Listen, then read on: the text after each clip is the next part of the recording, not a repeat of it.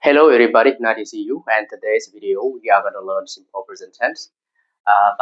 Simple present tense today is about questions. So this tense we have been studying for 3 days so far.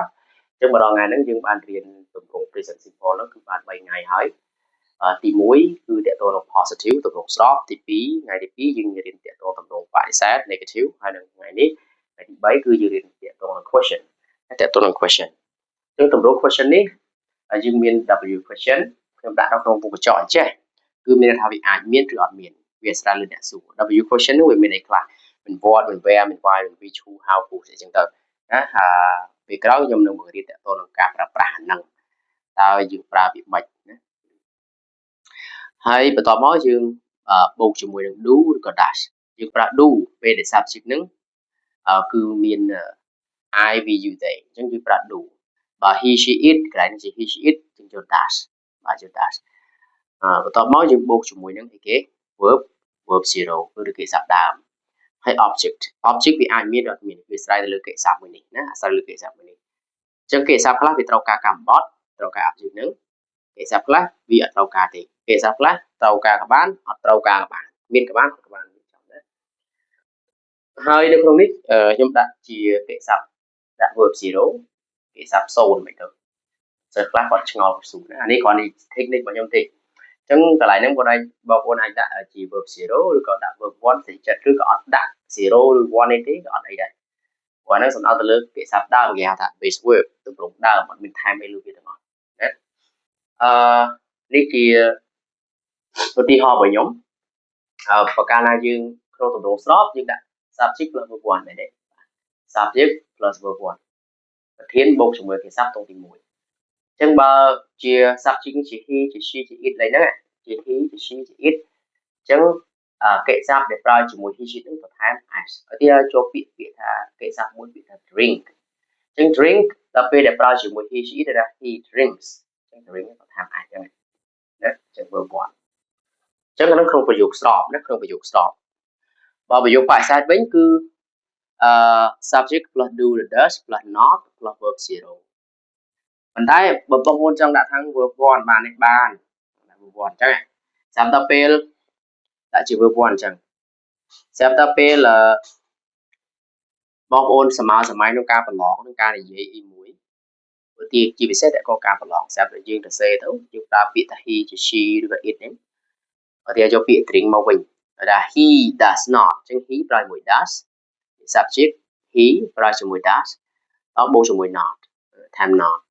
he does not ហើយយើងទៅ drink ផឹកអញ្ចឹង verb 1នេះ verb 1នេះក៏ verb 1ក្នុងទម្រង់ស្របក៏ verb 1ក្នុងទម្រង់បរិស័ទក៏ verb 1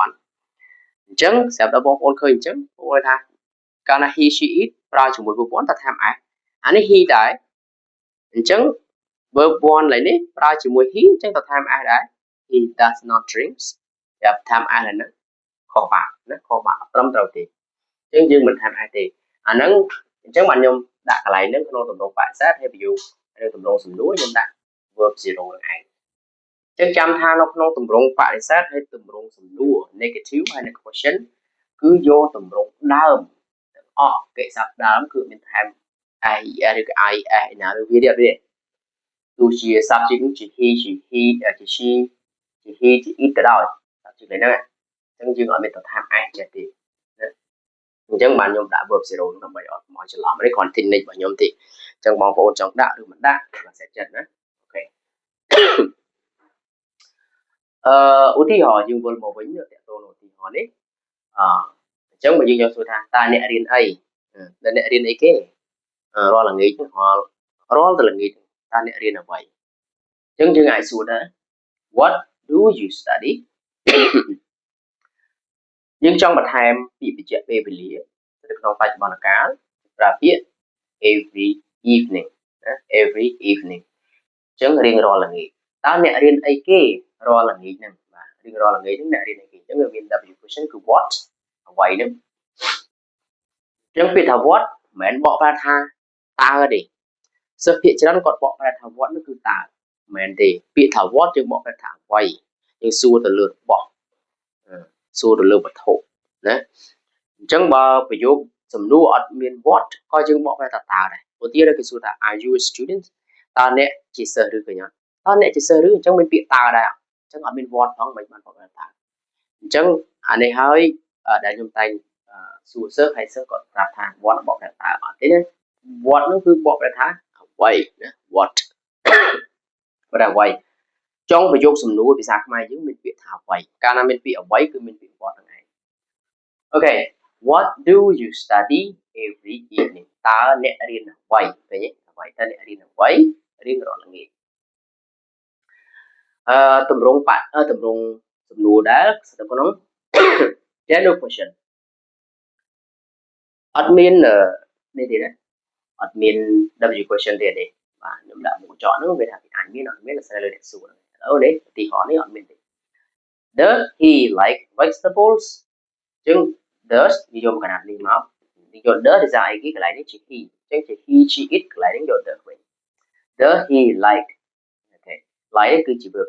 0 does plus subject plus verb 0 vegetable ចាប់បងប្អូនឃើញកន្លែងហ្នឹង like កន្លែងហ្នឹងចាប់បងប្អូនថែម s អត់ទេដោយសារតែកន្លែងនេះប្រើជាមួយ he អញ្ចឹងកន្លែងថែម s អត់ត្រឹមត្រូវទេអញ្ចឹងចាំថាក្នុងប្រយោគសំណួរប្រយោគបដិសេធពីរហ្នឹងគឺអត់មានថែម s es ឬក៏ ies ទៅបញ្ជាក់ទៀតកាលណាឃើញប្រធាន he she it គឺអត់មានតែថែម ies ឬក៏ ies ទេក្នុងទម្រង់ពីរហ្នឹងសំណួរហើយនិងបដិសេធលើកលែងតែទម្រង់ស្របមួយគត់កាលណាប្រើជាមួយ he she it គេសាប់ហ្នឹងគឺត្រូវបន្ថែម s es ឬក៏ ies អាស្រ័យលើពាក្យហ្នឹងបញ្ចប់ដោយអក្សរអីគេណាគេសាប់ហ្នឹងអញ្ចឹងខ្ញុំនឹងបរិញ្ញាហ្នឹងវាក្រោយ vegetable អញ្ចឹង vegetables យើងអានថា vegetable យើងអត់អានថា vegetable ឬក៏ vegetable ទេសិស្សច្រើនដែរដែលខ្ញុំស្ដាប់ទៅក៏គាត់អានកន្លែងហ្នឹងគឺអានថា vegetable អត់ត្រឹមត្រូវទេណាអាន vegetables អូខេកន្លែងនេះជា object ដល់ពេលយើងឆ្លើយថាគាត់ចូលចិត្តបើយើងថាគាត់ចូលចិត្តអញ្ចឹងយើងអត់ឆ្លើយថា yeah he likes អញ្ចឹងអត់ទេគេឆ្លើយតែប៉ុណ្ណេះក៏បានគេយល់ហើយ yes he does បើអត់ចូលចិត្តទេ no he doesn't យើងប្រើ does គេសួរ does គេឆ្លើយ does ណាគេសួរ do យើងឆ្លើយ do ចឹងមកអូខេអញ្ចឹងបើសិនបងប្អូន if you have any question or you can write and drop your comment below I will read it អញ្ចឹងបើមានសំណួរអាចសរសេរនៅក្នុងប្រអប់សារប្រអប់ comment នៅខាងក្រោមខ្ញុំនឹងព្យាយាមកាត់ឆ្លើយអូខេយកกระดาษសភៅយកសភៅយកមកកត់ខ្ញុំរៀនពី basic រៀនពី basic structure ណាមូលដ្ឋានគ្រឹះវេយ្យាករណ៍ពីដំបូងទៅណាខ្ញុំបងប្អូនព្យាយាមកត់ព្យាយាមមើលទោះជាបងប្អូនចេះពាក្យរាប់រយមិនក៏ដោយចេះពាក្យច្រើនយ៉ាងណាបើសិនបងប្អូនអត់ចេះតម្រង់ក្នុងការបង្កើតតម្រង់ទេបងប្អូននិយាយមកអត់បានត្រឹមត្រូវទេនិយាយបានត្រឹមគេស្ដាប់បានអូខេបើសិនជាយើងអត់ចូលជាផ្លូវការអីទេយើងគ្រាន់តែរៀនលក្ខណៈគេហៅថាឲ្យចេះតែពាក្យមិនបាច់ចេះវេយ្យាករណ៍អីណាទេហ្នឹងក៏អត់អីដែរណាតែបើបងប្អូនចង់លក្ខណៈការប្រឡងរៀនឲ្យត្រូវស្តង់ដាររបស់វាការប្រើប្រាស់របស់វាអាហ្នឹងបងប្អូនត្រូវរៀនពីវេយ្យាករណ៍នេះបាទគឺល្អបំផុតណា Okay thank you everybody for watching my video let's watch in the next video tomorrow goodbye